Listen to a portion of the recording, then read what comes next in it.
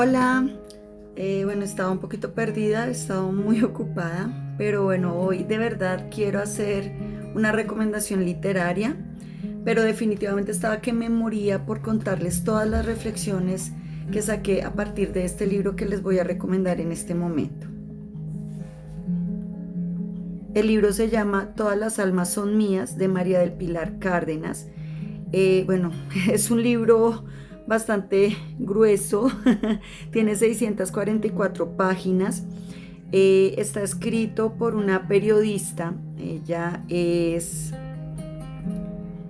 María del Pilar Cárdenas, es escritora, periodista, dramaturga y actriz nacida en Colombia. Lo que más me llama, me captura de esta obra es precisamente la forma como ay, perdón. La forma como trata de capturar la información, o mejor dicho, es una obra de ficción, pero está basada en hechos reales. Entonces, bueno, como lector no sé si estos personajes, o sea, si esta historia de 600 páginas es de estos dos personajes principales, o si son muchas historias que ella, pues por su labor de periodismo, ha logrado recopilar en su carrera y las entrecruzó, las organizó, se las reorganizó a estos dos personajes. Entonces, pero bueno, lo importante de esta obra está radicada precisamente en el punto de esa ficción histórica, podríamos decirlo, en esos hechos reales que realmente son como se me olvida siempre el término, como un golpe de realidad. Ese es el término, un golpe de realidad. O sea, me ha generado muchísimas reflexiones precisamente por eso, porque a veces uno es tan fácil criticar, es tan fácil decir, no, pero es que ellos no tienen progreso, se mantienen en la pobreza porque quieren, porque no buscan otros mecanismos, no buscan otros medios para salir adelante, para salir de la pobreza, para salir de la situación tan difícil que tienen. Y cuando uno lee esta obra, entonces uno se da cuenta que hay muchas situaciones, hombre, ahí sí creo que acá entran como muchos adagios populares, ¿no? El que nace con estrella, pues se le dan las cosas, ¿no? Mientras que hay otros que nacen estrellados, ¿sí? Entonces como que a esos que nacen estrellados, como que las cosas, por más de que se esfuercen por tratar de hacer cosas diferentes, definitivamente no se le dan. Entonces, es una situación un poco compleja y pues me llamó mucho la atención esta historia por eso. Entonces, a continuación quiero compartirles algunas de mis reflexiones. Igual, pues a partir de este momento voy a hacer algunos spoilers, pero quedan cordialmente invitados a leer este maravilloso libro. Sáquenle el tiempo, de verdad, es una obra magistral. Me recuerda mucho a las obras de Germán Castro Caicedo. Eh, esta novela pues es de ficción, ¿sí? Pero está basada en hechos reales. Y entonces, digamos, como las principales reflexiones es que eh,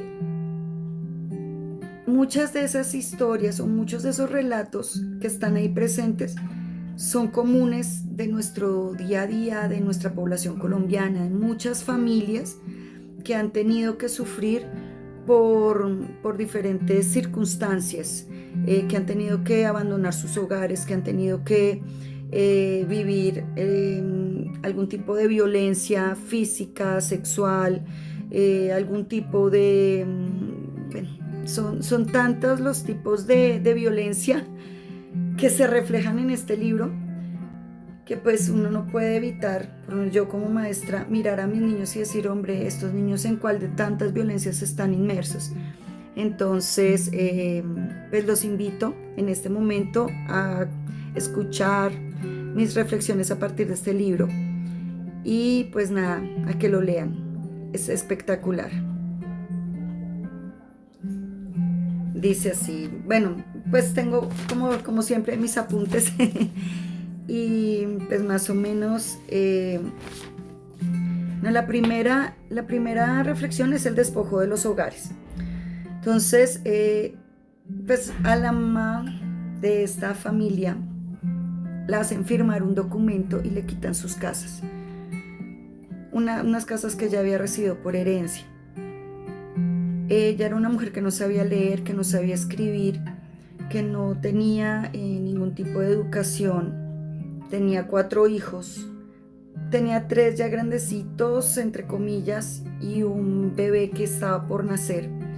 Y le toca, pues ante esta circunstancia, no sabe qué más hacer y pues le toca refugiarse en la Comuna 13 de Medellín, en una época pues bastante compleja. No sé en este momento, soy consciente de mi ignorancia, no sé en este momento cómo esté la situación allí, pero en una época muy compleja de la historia de Colombia. Y pues no teniendo nada más ni esto, pues le tocó en un lotecito con una casa de bareque, de latas, medio levantó algo y ahí se acomodó con sus hijitos. Ahí tuvo a su último hijo, bueno, ahí tuvo a Jerónimo. Y empieza como esta situación en particular, ¿no?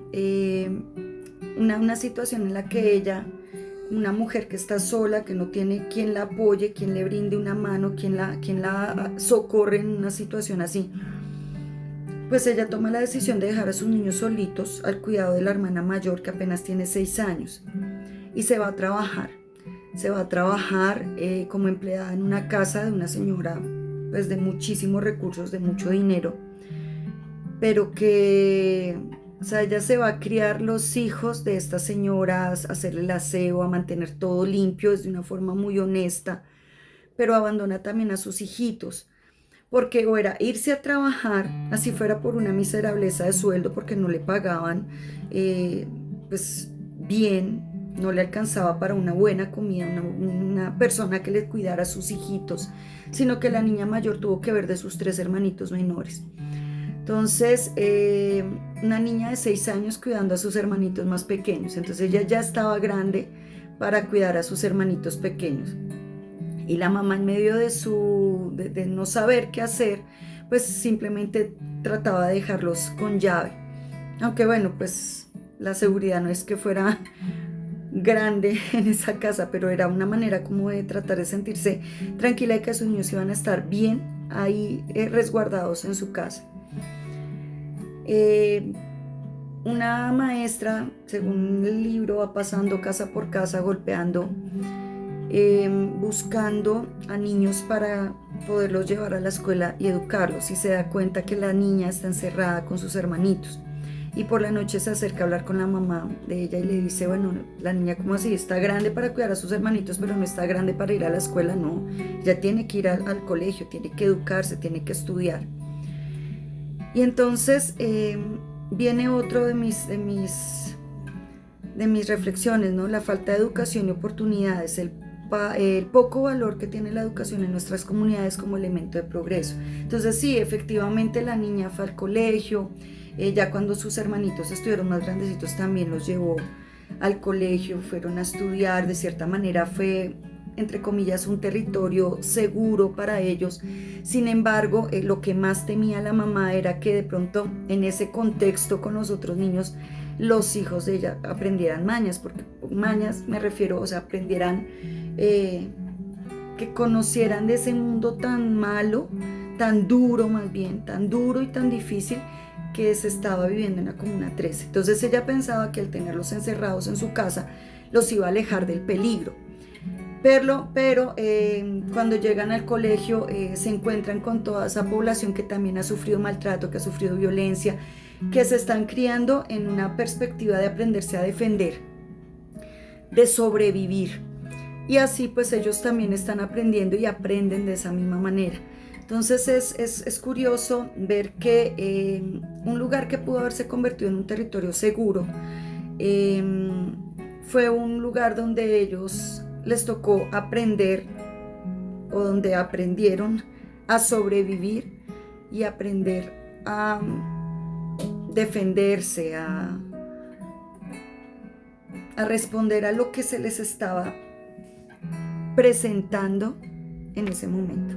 Entonces, el libro nos da unas referencias claras de pues esa contingencia, ¿no? Que la educación, por más de que queramos que sea un apoyo para nuestras familias, que sea un apoyo para nuestros niños y niñas, muchas veces no logra conquistar los corazones de estas pequeñas poblaciones, y la necesidad de sobrevivir, la necesidad de salir adelante de alguna manera, de no tener como unas perspectivas claras, pues los lleva a vivir, digamos, como del deseo del dinero fácil. Y pues eso pues los lleva a tomar decisiones que son un poco complejas en la vida. En ese sentido, entonces viene otra reflexión que me llama mucho la atención, y es las maldiciones heredadas. O sea, acá nos hacen mucha referencia, y muchas partes los personajes del libro lo dicen. O sea, a pesar de que ellos de pronto intentaron no caer en esa, bueno, especialmente el personaje principal intentó en muchas ocasiones tratar de salirse de esa violencia, tratar de encontrar un mundo nuevo para ella, porque ella estaba tan agobiada con todo lo que estaba viviendo, que definitivamente ante la primera sonrisa, el primer atisbo de esperanza, decidió tomar ese camino.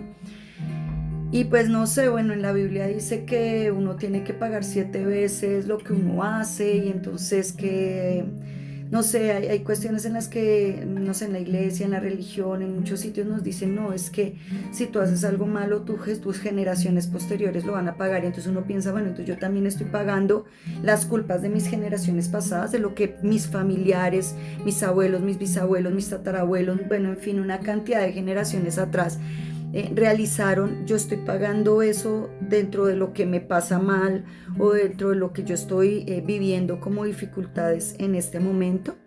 Y entonces uno piensa, bueno, eso son maldiciones heredadas, y entonces ¿para qué me esfuerzo? ¿Para qué sigo luchando? Si de todas maneras todo el daño, todos los males que venían atrás, todos esos dolores, todos esos traumas que nunca se sanaron en mi familia, los estoy recibiendo yo, entonces yo voy a seguir por lo mismo. Entonces viene como esa invitación de las nuevas generaciones a tratar de sanar los corazones, a perdonar. Pero en el libro pues no se hace referencia a eso. En el libro simplemente nos invitan, o bueno, ellos mismos dicen, no, pues acá nos enseñaron a que sangre con sangre se paga, a que la venganza, a que yo no lo perdono, usted me hizo esto, entonces yo se la hago doble. Estoy en modo sobrevivencia, entonces como tengo, o es usted o soy yo. Entonces, si no lo mata usted, entonces usted me mata a mí, entonces prefiero sobrevivir, yo entonces prefiero matarlo a usted. Bueno, en fin, son muchas cosas que se desencadenan y que al parecer pues se vienen como heredando de generación en generación, y es una carga bastante fuerte para las nuevas generaciones, porque son cargas de muchísimos años de violencia en Colombia. Entonces imagínense la carga tan pesada y tan fuerte que tienen nuestros niños. O sea, ellos de pronto no son conscientes de esa carga, pero lastimosamente en algún momento, si no hay una etapa de curación, si no hay una etapa de perdón, pues ellos van a continuar llevando ese nivel de violencia a las siguientes generaciones, se las van a seguir heredando. Entonces eso también es como una invitación, ¿no? A tratar de hacer un alto en este momento y decir, bueno, voy a mirar, voy a revisar, prefiero tratar de sanar mis heridas, perdonar, ayudar a otras personas o sea, como en ese nivel de generosidad, a que también puedan perdonar, a crear un nuevo futuro, ya de pronto no para mí, pero sí por lo menos para mis nuevas generaciones, para esos niños y niñas que vienen más adelante. Entonces, son reflexiones fuertes que nos deja este libro, ¿no?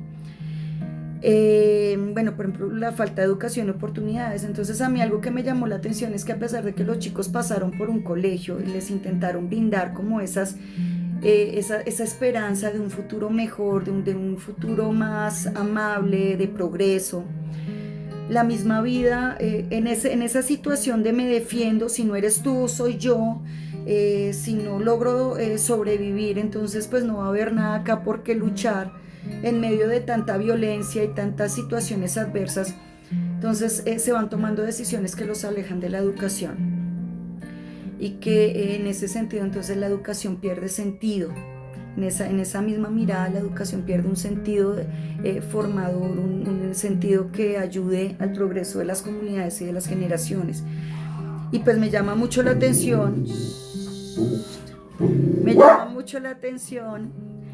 que, por ejemplo, organizaciones políticas internacionales, los mismos gobiernos, los mismos estados, las personas que manejan el poder, que tienen los recursos en las naciones y en el mundo, ellos son conscientes que la educación es importante para poder alcanzar progreso en las naciones.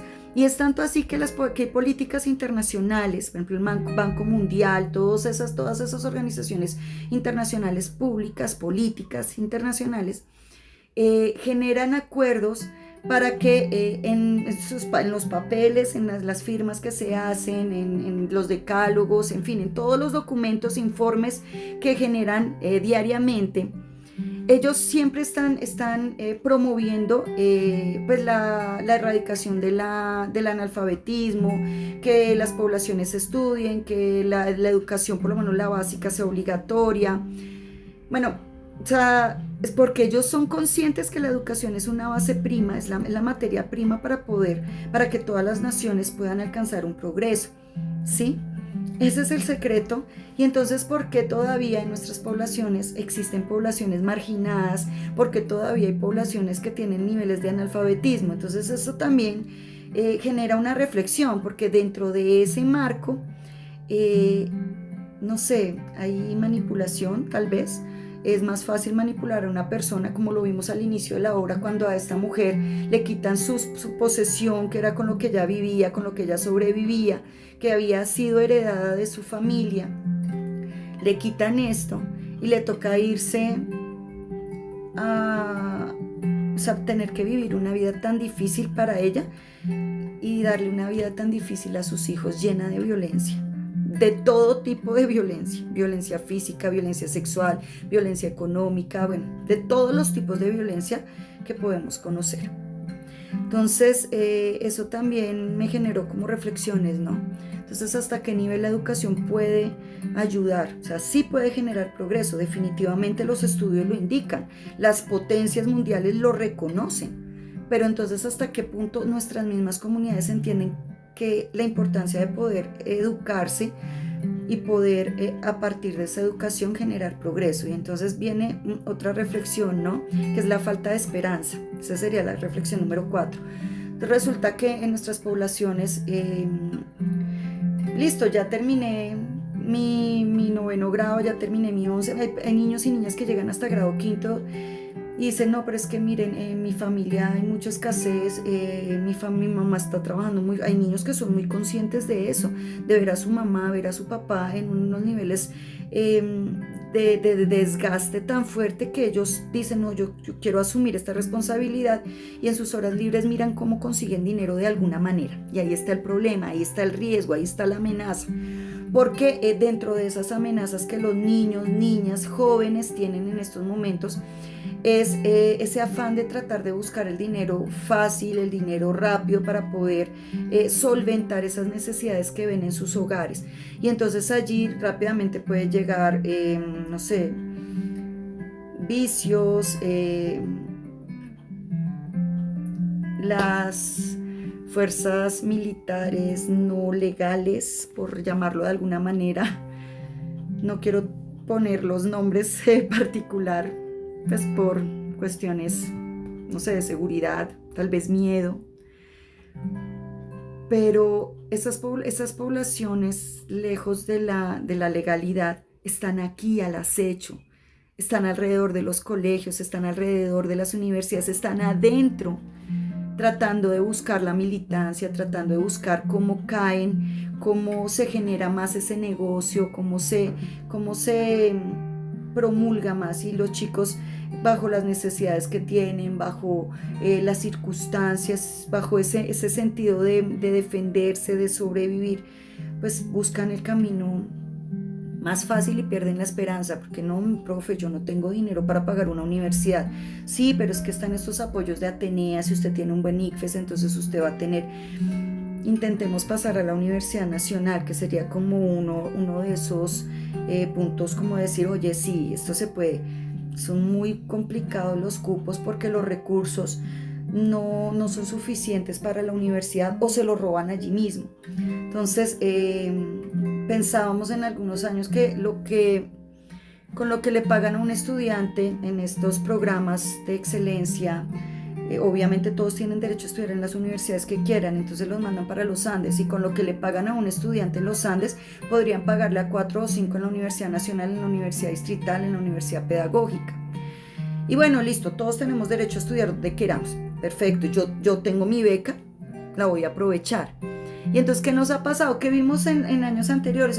Que lo que hemos visto con frecuencia es que estos chicos que tienen situaciones de vulnerabilidad, que no tienen recursos económicos suficientes, logran esas becas con tanto esfuerzo y llegan a estas universidades costosas, y allí el bullying, el matoneo por no tener los recursos, definitivamente los asfixia. Y como son unos préstamos condonables, estos préstamos condonables entonces se terminan convirtiendo en una carga para ellos, porque si se retiran, tras el agobio, tras el no poder dar con la situación que están viviendo, entonces si ellos se retiran, el crédito condonable lo tienen que pagar.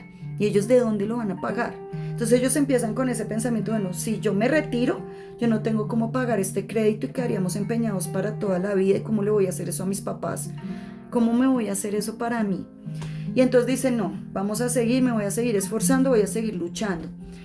Y llega un punto en el que ya el matoneo, el bullying por esas clases económicas altas que se burlan porque no tiene los tenis de marca, que porque no compró el iPad, que porque no tiene el computador, que porque no tiene el internet, bueno, en fin, por 1000 cosas, porque no viaja, porque no conoce, porque bueno, en fin.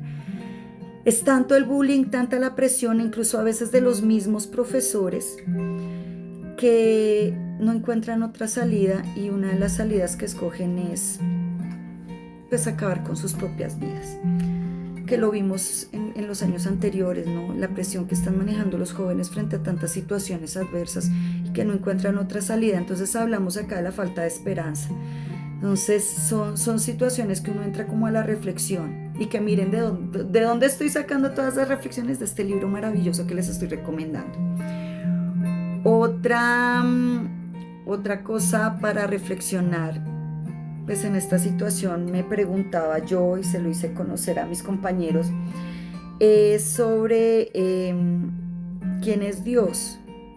O sea, yo me preguntaba porque, o sea, me sentí como sentí tantas cosas en mi corazón dentro de esto que estaba leyendo, dentro de estas situaciones que se le presentaban a estos personajes tan duras, tan difíciles, donde uno entra a odiar al uno, entra a amar al otro, y después vuelvo y odio a este, y vuelvo y odio a este.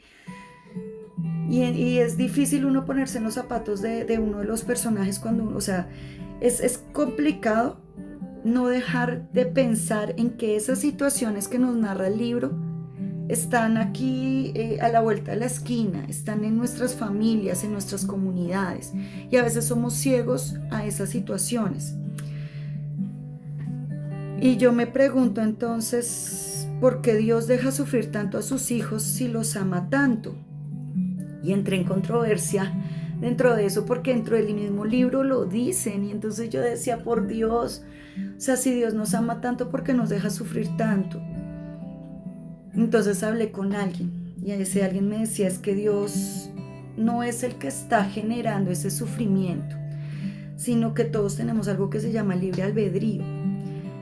Y entonces Dios sufre con ellos, sufre con la persona que está en la calle, porque también hay unos relatos fuertes de personas que vivieron en el cartucho, de personas que pues, viven en la calle.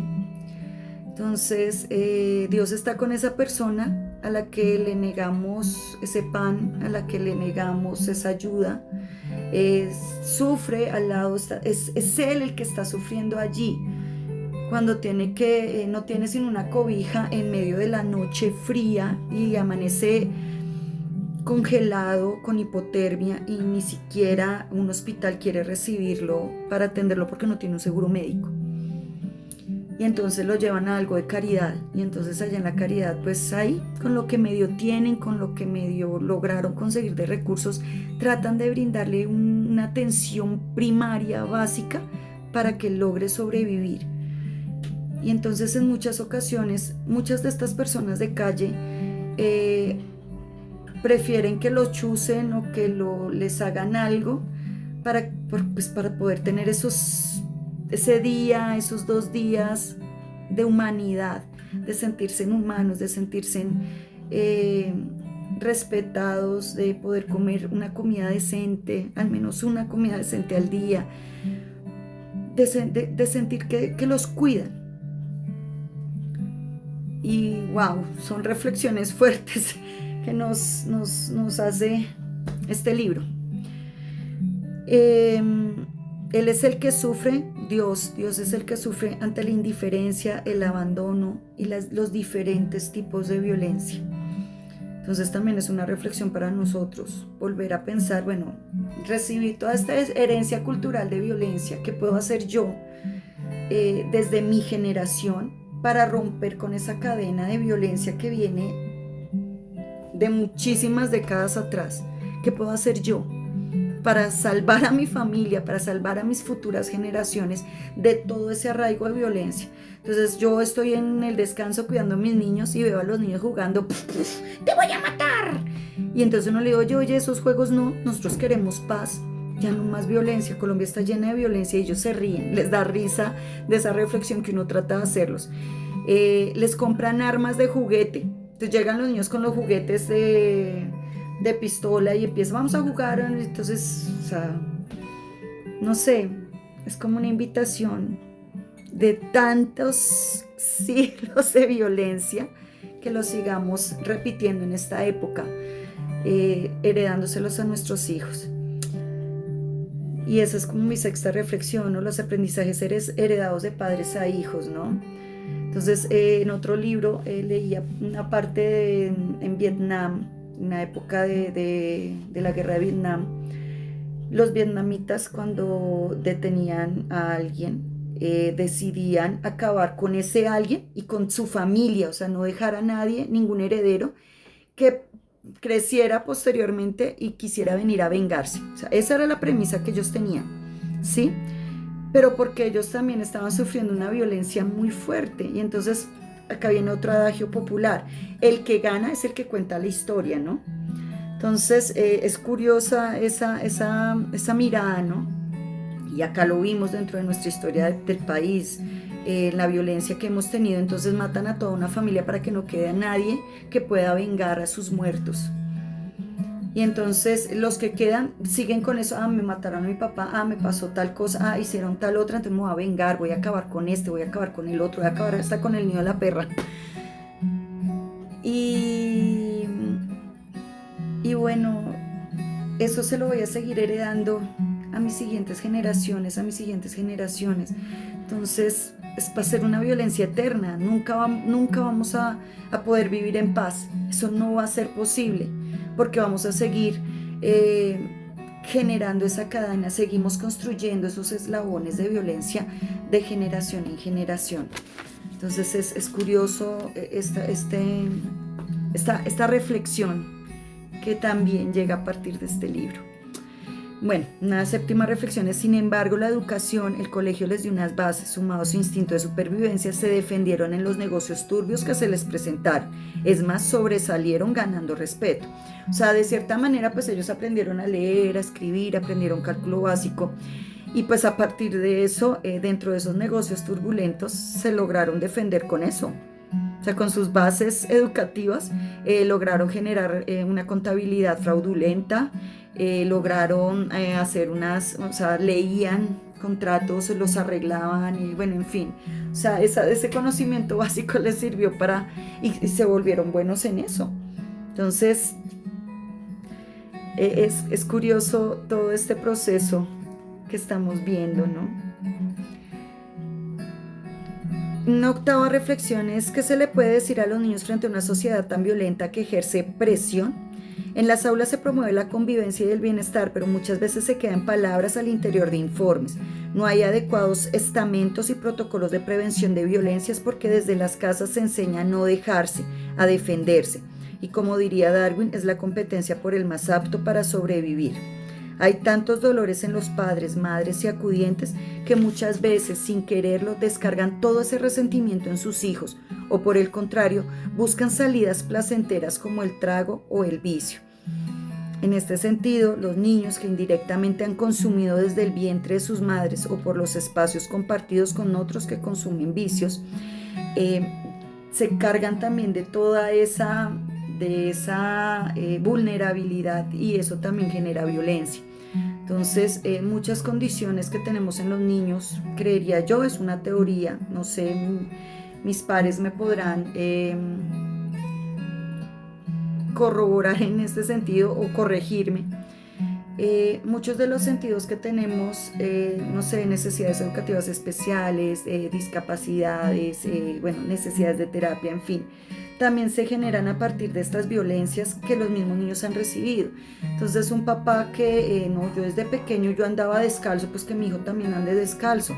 Y entonces ese papá o esa mamá más bien se gasta lo que se gana, lo poquito que logra conseguir se lo gasta en trago o se lo gasta en vicio, mientras que el niño pues sigue con esa condición de pobreza, ¿no?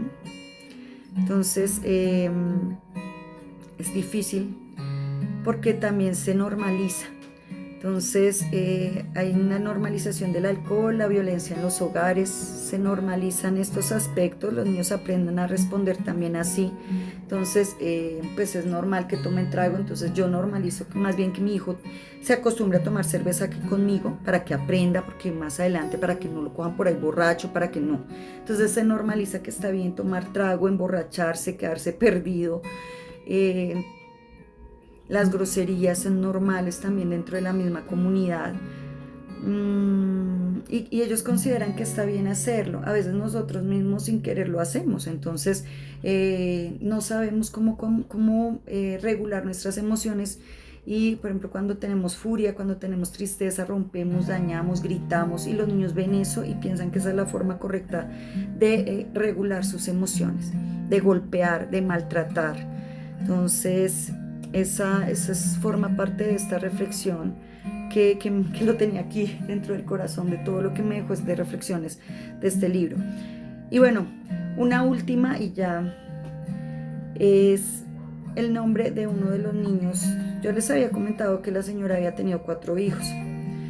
Uno de los chicos se llama Antonio y le dio poliomielitis y quedó enfermo de una pierna. Yo creo que, bueno, casi no hablan de este personaje en el libro, pero siempre que tocan el tema del chico, ay no, sale a uno como, duele en el alma, duele realmente en el alma, porque es un niño que de pronto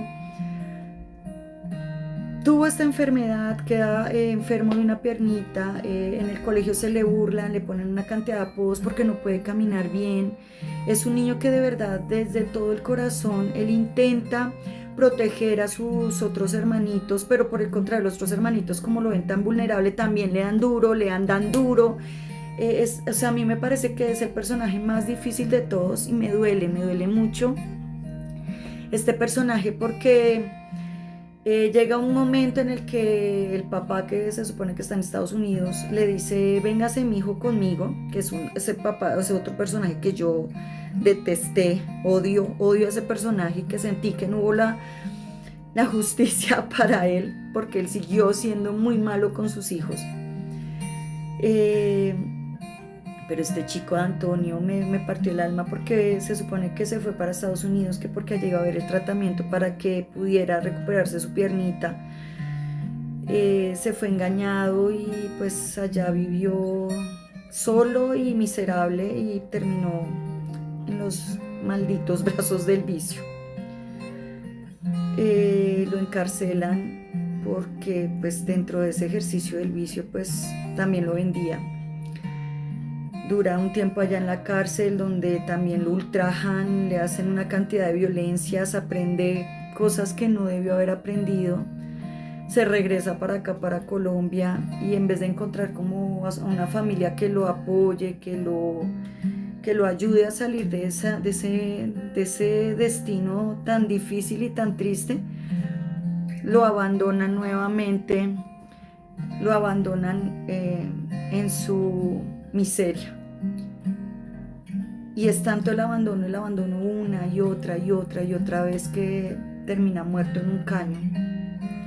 Yo creo que es una de las situaciones más difíciles poder entender, poder ayudar, poder brindarle una mano, sobre todo a las personas que tienen algún tipo de discapacidad o que tienen algún tipo de situación, ya sea de aprendizaje, cognitiva o física.